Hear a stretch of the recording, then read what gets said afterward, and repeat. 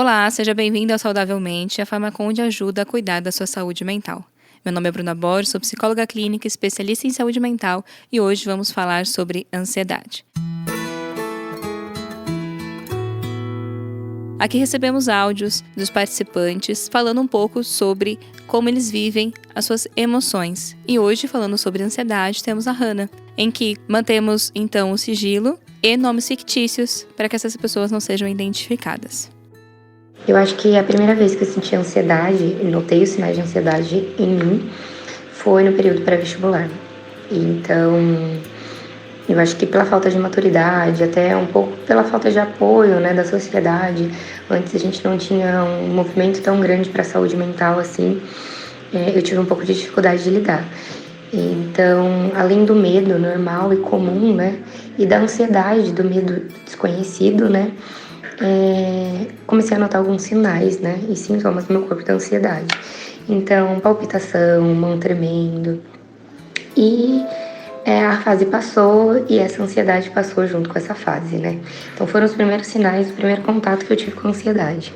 Então, quando eu fui inserida, nesse pós-formatura, depois da graduação, depois do bacharelado, você se vê em maiores desafios, Então você tem aí desafios familiares, desafios financeiros, e todos esses desafios, principalmente relacionados ao trabalho, me geraram uma crise de ansiedade muito grande.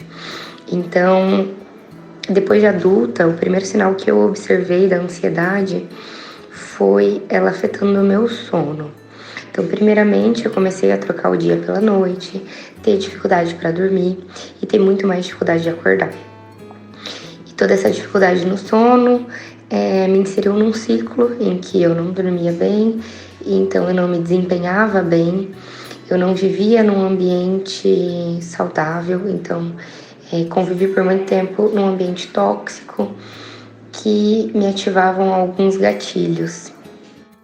A Hannah nos conta um pouco sobre a sua história e também relata para nós seu primeiro contato com a ansiedade e depois, mais para frente, como que ela lidou com essa ansiedade que apresentou-se de uma forma mais duradoura na sua história.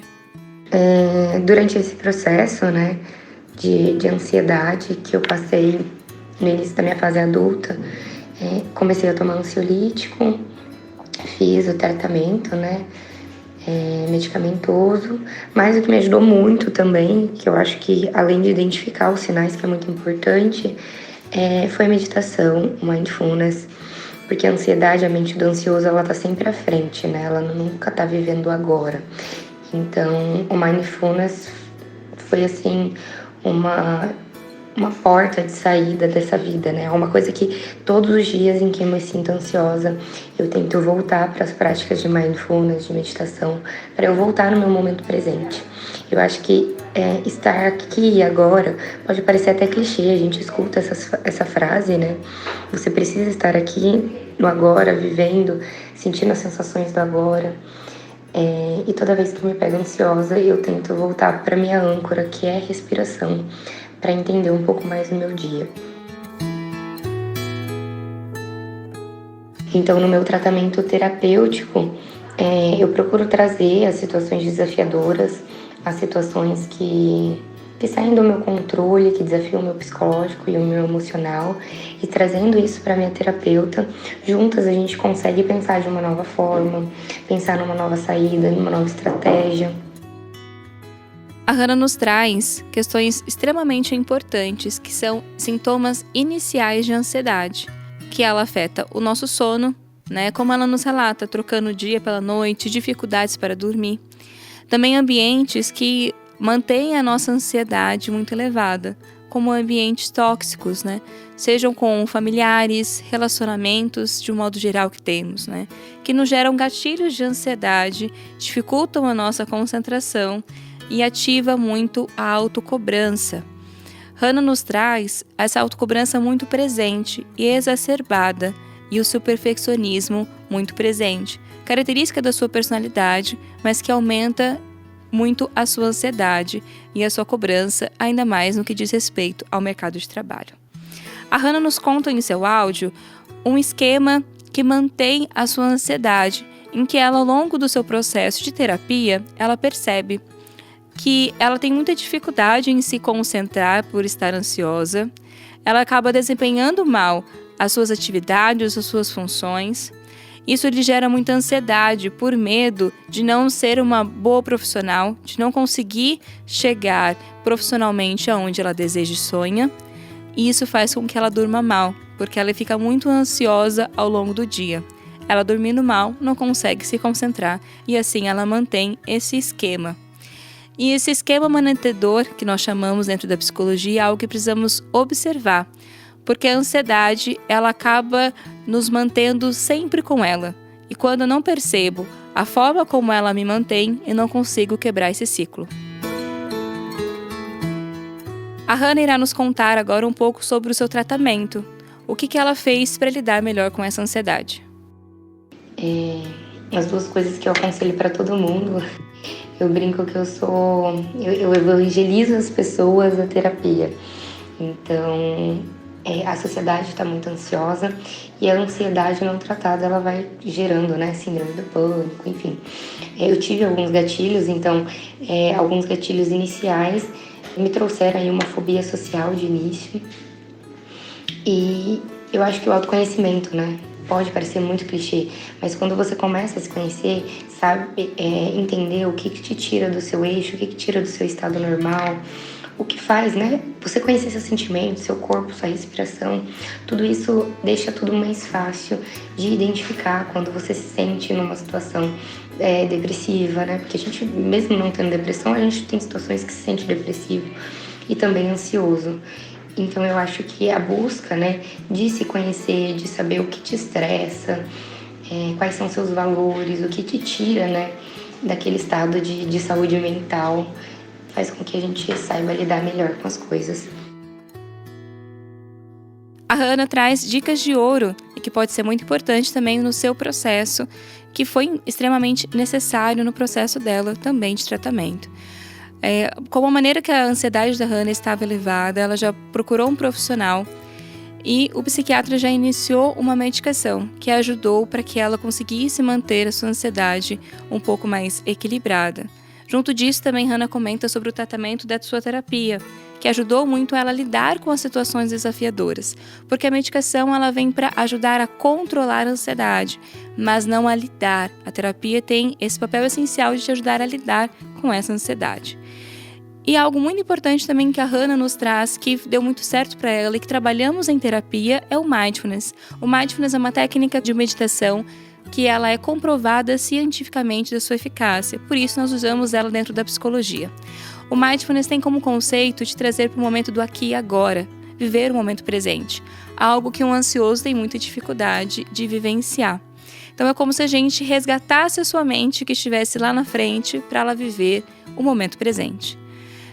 Existe algumas técnicas, né, que nós usamos na psicologia. Inclusive, vamos deixar alguns links aqui se você quiser conhecer um pouco mais sobre o Mindfulness.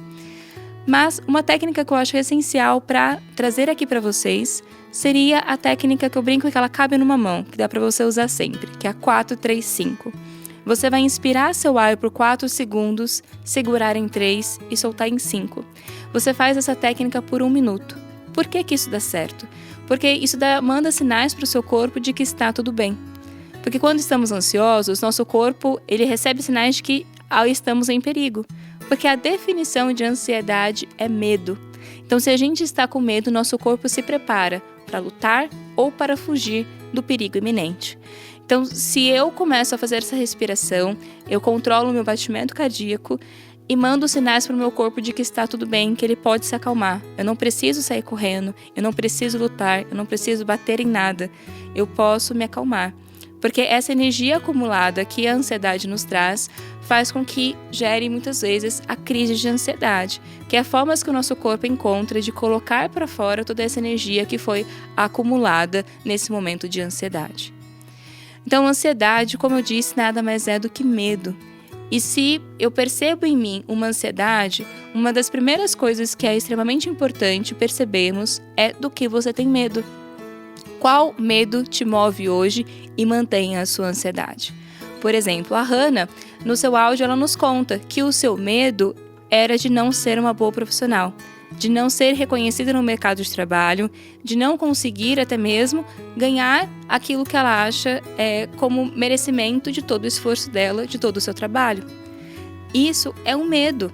E esse medo não trabalhado, não lidado, pode sim lhe gerar muita ansiedade. Uma ansiedade em que toda vez em que você vai trabalhar, você fica com uma ansiedade excessiva. E em situações desafiadoras do trabalho, em que você é colocado à prova, isso pode inclusive iniciar crises de ansiedade.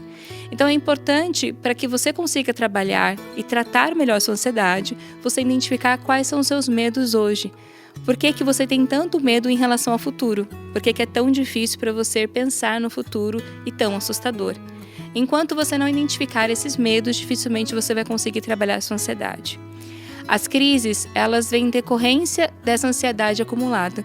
Por isso que um dos pontos essenciais que a gente coloca no tratamento da ansiedade é a atividade física. É uma forma de a gente conseguir colocar essa energia acumulada que a ansiedade nos traz para fora. Então, atividades aeróbicas são essenciais para quem tem ansiedade, para que você consiga externalizar tudo aquilo que está acumulado e sentido. Então, além da terapia, talvez uma possibilidade de uma medicação, também é muito importante que você vai mudando o seu estilo de vida para diminuir também a sua ansiedade. Identifique seus medos, enfrente, observe. E se você tem dificuldade de fazer isso hoje sozinho, não deixe de procurar ajuda, como a terapia que a Hannah comentou conosco. E antes de finalizarmos, a Hannah tem dicas muito importantes e valiosas para você. Escute com atenção. Eu acho que conhecer um pouco também da teoria, né, da ansiedade.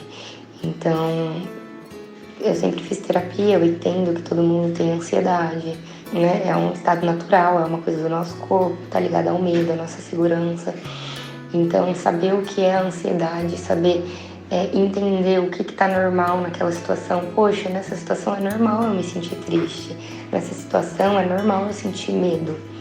Então, entender que esses sentimentos, eles são sentimentos humanos. A gente só precisa entender o nosso limiar, né? O nosso limite. Então, meu limite é diferente do seu e o limite de cada um é diferente. Então, entender o seu limite.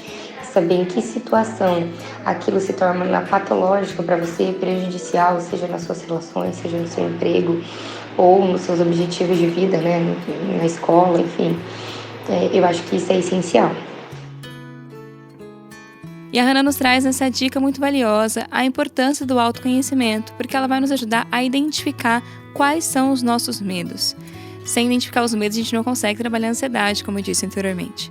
Então é extremamente importante esse processo de autoconhecimento, que pode, através da terapia, lhe auxiliar muito, mas também de você começar a perceber mais seus pensamentos, seus sentimentos, né? O que faz com que seus sentimentos se tornem tão exacerbados, ou seja, aquele coração acelerado, aqueles pensamentos que parecem que dá vontade de sair correndo e você não consegue se manter no lugar. O que gera essa ansiedade? Então comece a se conhecer e perceber mais. Para te ajudar nisso, vou lhe falar de alguns sintomas principais da ansiedade, para ver se você se identifica ou até mesmo percebe pessoas que estão ao seu lado que possam estar passando por esse momento. Um dos principais sintomas é a preocupação excessiva. Como eu disse, os pensamentos ficam extremamente acelerados e tudo me preocupa. Desde será que eu estou com a roupa adequada, vai chover, vai esfriar ou não, quanto também eu posso estar preocupada com outras coisas ao longo do dia. A insônia é bem presente também na ansiedade, como a Hannah comentou no seu relato, em que por conta dessa preocupação muito grande, muitas vezes com o dia seguinte, eu não consigo dormir porque eu fico pensando como as coisas podem dar errado ou podem sair do meu controle. O medo irracional, então não tem um porquê. Eu brinco que a ansiedade, ela é o medo mais irracional que tem, porque você tem medo de algo que não aconteceu. Porque se não aconteceu, não existe. Como que você tem medo de algo que não existe? Não é mesmo? Então, por isso que a gente chama de medo irracional. Tensão muscular. É muito comum pessoas ansiosas terem muitas tensões nos ombros, dores, de um modo geral, no corpo, por tensão ao longo do dia. Problemas digestivos, né? Seja por falta de apetite ou até mesmo por terem dores de barriga, mal-estar, enjoo, vômito por conta da sua ansiedade. Medo de eventos sociais. A Hannah comenta, até mesmo no seu áudio aqui conosco, um pouco sobre isso. O quanto ela começou a não querer conviver com pessoas, porque se expor, se colocar junto com os outros, faz com que você tenha que lidar mais ainda com alguns medos que podem aparecer. E você já está extremamente tão cansado que você às vezes não quer ter que se relacionar com as pessoas. Sensação de constrangimento.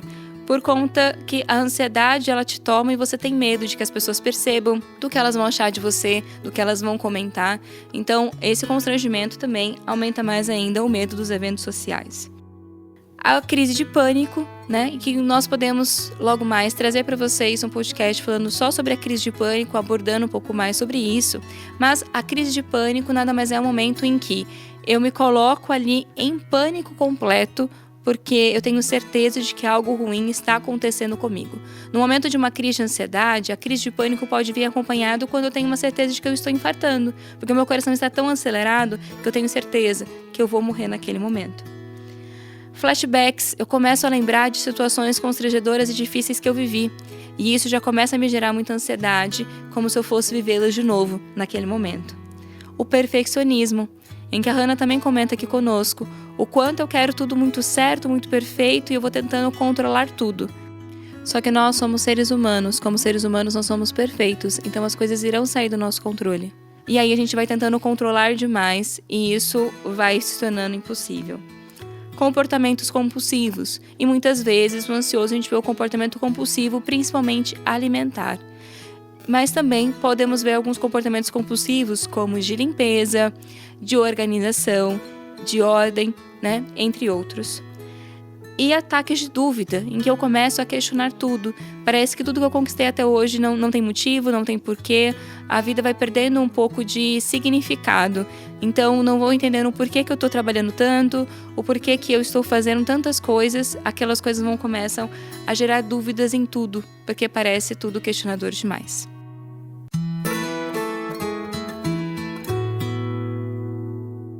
Muito obrigada a você que esteve aqui conosco.